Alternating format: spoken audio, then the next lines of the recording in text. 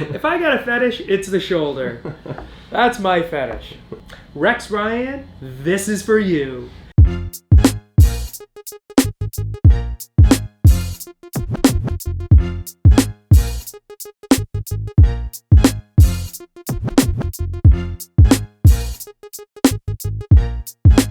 You and your foot fetish talk about stuff that I don't really take care of and enjoy taking care of.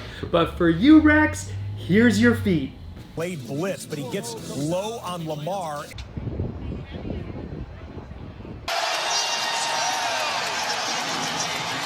So, first off, we got Lamar Jackson, Baltimore Ravens. What happened? I don't know. He's got an ankle sprain. What's wrong with it? I don't know. No one's telling us. What's his MRI result? I don't know. No one's saying anything. So what is actually happening with Lamar Jackson? You know, maybe it's COVID ankle. Yeah, let's call it COVID ankle because it's mysterious, it's undiagnosed, and no one's saying anything about it. Who knows? They say it's may not be a high ankle sprain. It's an ankle sprain, but an ankle sprain is just a very generic diagnosis. In ICD-10, there's so many diagnoses for ankle sprain. What is it? Come on, Ravens. Tell me what it is. In the end, we'll find out. This is big. I'll keep you posted next year. Number 2 on the foot fetish list for Rex, we have Tony Pollard, running back for the Cowboys. I do not enjoy working on feet, okay? This is what I give up to the podiatrist and the foot and ankle specialist. I take care of broken ankles and some ankle disorders and patients that are mine, patients coming in through the ER. But if it is complex ankle, foot disorders, please, podiatry, foot and ankle, take care of it. You're the opposite of Rex Ryan. I'm the opposite of Rex Ryan. I don't even have a hand fetish. I don't like taking care of hand injuries. Extremities, forget it. If I got a fetish, it's the shoulder. That's my fetish. Anyway, so Tony Pollard and his injury. So they're saying that it's a rupture of the plantar fascia. That's really interesting. It's not common. It's as far as I'm aware, and the treatment is variable. And the question is, what do you do about it? Do you repair it? Do you treat it? Do you inject it? Do you do therapy? What do you do? What's the extent of the tear? What's the extent of the rupture? Does he have a flattening arch because of it? Because the plantar fascia goes from the calcaneus forward to the forefoot and midfoot area. So what are you actually going to do for this? So the first question is, how did it happen? Was he having plantar fasciitis and got cortisone injections or some other type of needling procedure or other injections that led to a rupture of the plantar fascia? I don't know. But whenever I hear of fascia ruptures, I always think, was there too much cortisone? I see that with rotator cuff, I see that with elbow. Too much cortisone injections, frequent cortisone injections leads to tendon ruptures. That's always a risk. So we don't know that. I'm not saying that. But how hey, lawyers, I just gave my disclaimer. Come on, that was my legalese. Okay, the lawyers want another disclaimer. I do not treat this patient. I am saying all the possibilities of plantar fasciitis. Sorry, you in the back, you had a question. Yes. What about multiple cortisone injections leads to possible rupture? Well, the reason is that cortisone itself, yes, it's a potent anti-inflammatory, but its very potent anti-inflammatory effects can also affect the healing and cause tendon and tissue attrition, which can lead to problems with actual rupture. I've seen it in Achilles tendon for Achilles tendinopathy. I've seen it commonly in the elbow and in the rotator cuff. Too much cortisone is bad. It's a great drug for limited applications, and in some patients, like rheumatoid arthritis, it is the only thing that helps them in many cases if they haven't been on other current modern treatments, which I won't get into because I'm not a rheumatologist. Yes, see? They're happy with that. I gave the disclaimer ahead of the call. Yeah. See, my legal department's over there, video department's over there, audio department's over there, crazy peanut galleries over in the back. You can't see them. We'll find out what happens with this, but if it's a complete rupture, that's somewhat concerning. Do you need to do dynamic testing? Do you actually do dynamic foot x-rays, MRI, imaging? All of those are important, and the question is it an unstable foot? Can it recover? Does it need surgical reconstruction? Can it be repaired? Those are all questions that are out there. I'm not a foot and ankle specialist. Maybe Rex knows someone. He knows a lot. All right, I got one more. I'm going to throw in one more. I want to get. I know, because I know you want to get to more important things. But a basketball player has a foot injury. Yes. He is 6'6", 330, possibly 340 pounds. And he's having basketball player in the NBA? Yeah. 330 pounds? He's a big boy. Yes. Wow. Big guy, small feet. Does he have small feet? I don't know. Ask Rex. Small hands. Hey, Rex. Who has the smallest feet in the NBA, Rex? Maybe you know. I bet you know. He probably knows WNBA. Anyway, so big guy, foot disorders, yes, that could be common. It can be a problem. I'm going to defer that to the foot and ankle podiatry out there. Yes, it can be a problem because think about it. Gravity, bit heavy weight, small footprint. Got it? Yeah. Okay, that's it. No more feet. No more feet. Take it over, Rex. We interrupt this program to bring you a special report. What we want to talk about is Steph Curry. You know what? That was fantastic. Go for it, Steph.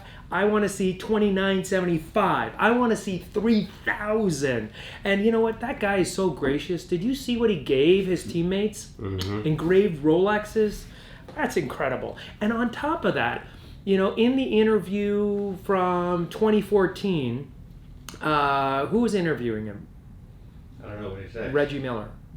Reggie Miller. Reggie Miller interviewed 2014, and he says he's realizing how difficult it is to get there. So when he got 2974, he was ecstatic. The whole stadium blew up. You saw it. Just look at the video. Again, here's Curry for the record. It's good! And there it is! Stephen Curry! It was incredible. Steph, you're awesome. Keep going. You deserve it. And you're super nice, super humble, and all the power to you. All right. We interrupt this program to bring you a special report. Now let's talk about some other injuries. We're going to do a shift. We're going to talk. This is a hell of an episode. This is a very good episode. Okay, because we're getting into one of my favorite all-time sports is Formula One. Did you hear the cheering? Did you hear the audience? Oh, yeah. Red. Lights out. There we go. Do you like that sound effect? Okay, so Formula One. End of the season. Mental health disorder. Number one. Oh, I can't say that. Too far. Is that too far? Okay. All right. It's bullying. All right. So I can't call it a mental health disorder, but let's just say that Max Verstappen needs to see someone about his aggressive behavior. He's pushing people out of the way with his arms and hands. There's video recordings of that. He's angry on the racetrack. He's pushing his way around, basically skirting the line with too much aggression, and he's dangerous, and they let him win. Yes, I stand for Lewis Hamilton. I signed the petition. I think the Formula One needs to either change. They're not going to turn this over. I know it. The Formula One, Michael Massey, forget about it. It is what it is. But if their decision is to let the racers race, and you've got Lewis Hamilton in front with four intervening lapped cars, and then you have Max Verstappen in the back, and they're going into the last lap because of the safety car, multiple incidents, and yes, it was a Canadian who caused the crash and all of this. Canadians are still good. They're the best. Yeah, I'm Canadian. I can say that? Yeah. Okay, good. On behalf of Canada. On behalf of Canada, I apologize to Lewis Hamilton, because if the crash hadn't happened, he would have finished number 1, 8th Formula One championship. All of a sudden, this crash happens. Safety car comes out. Okay, fine. All right. They could have finished in a safety lap. And Lewis Hamilton would have won. But then it's like, okay, Michael Massey, fine. Let the racers race. Okay, great. So during all this, with all the safety car, virtual safety incident, then the safety car, Max Verstappen does 2 pits with fresh tires. And now he's on soft compound tires, but he's still several cars behind, and he cannot keep up with Lewis Hamilton because he's so far behind. There is no way that Max Verstappen could take over Lewis Hamilton the way the race is right now, and then all of a sudden, they asked the lap cars to go. They gave the race to Max Verstappen. So, Lewis Hamilton does not have a bruised ego. He was shocked, dismayed by Formula One, but he's a confident man. He's been through worse. You look at all the videos of the amount of, since he was a kid, he has dealt with people, haters, like that hate people like him. And yet, he was a champion. Still, 7-time. He is now, sorry, my apologies. Thank you, Mr. Lawyer. He is Sir Lewis Hamilton. So, Sir Lewis Hamilton, in my eyes, should have won his 8th championship. And he didn't. So, Max Verstappen, you need help. You're not durable enough to go how far Lewis Hamilton did, because you're just angry. You're an angry guy that pushes people around, shoves people around on the racetrack, and gets away with it because of people like Michael Massey and the Formula One regulation that had us allowed this to happen. So, I don't care about the controversy earlier in the turn. That happens back and forth. The timing is back. In the end, with racing equal footing, Lewis Hamilton was faster than Max Verstappen. The only time Max Verstappen was faster was on soft tires in the last lap of the race and catching up to Lewis Hamilton, and then lap cars got out of the way. There's no way Lewis Hamilton would have been overtaken by Max Verstappen if that hadn't happened. Guaranteed. So, anyway, that is the biggest news. So, Lewis Hamilton, all the power to you.